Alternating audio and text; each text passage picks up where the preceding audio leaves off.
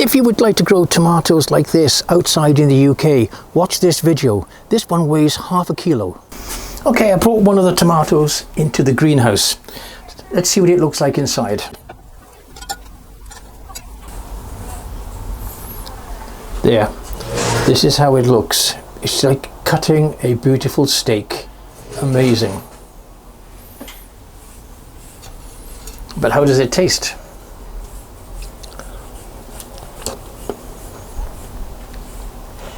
Awesome. So how do we get a crop of tomatoes like this?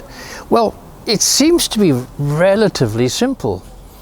We grow them in raised beds and we refresh them with compost from our own compost heap every year. So it's basically organic.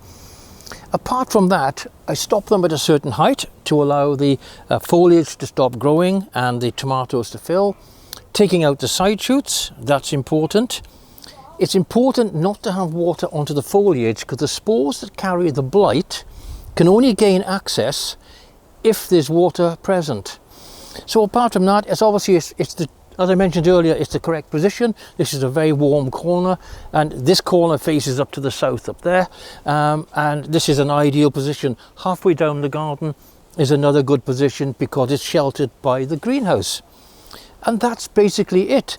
These are the strange plastic pots I referred to. You water into here and the water slowly goes into the ground, delivers it exactly where it's needed, and it does tend to keep the weeds down around because they get too dry. We're also growing tomatoes halfway down the garden, again with a fence on one side and the greenhouse the other side of it, providing good shelter and a lot of sunshine.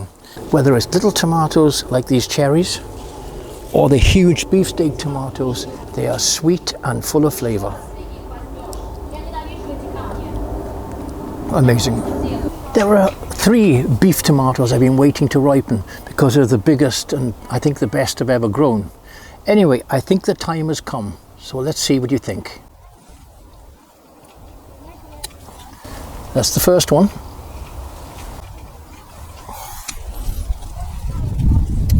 This one's not so big, but still beautiful. And next one, monster. Oh, my goodness.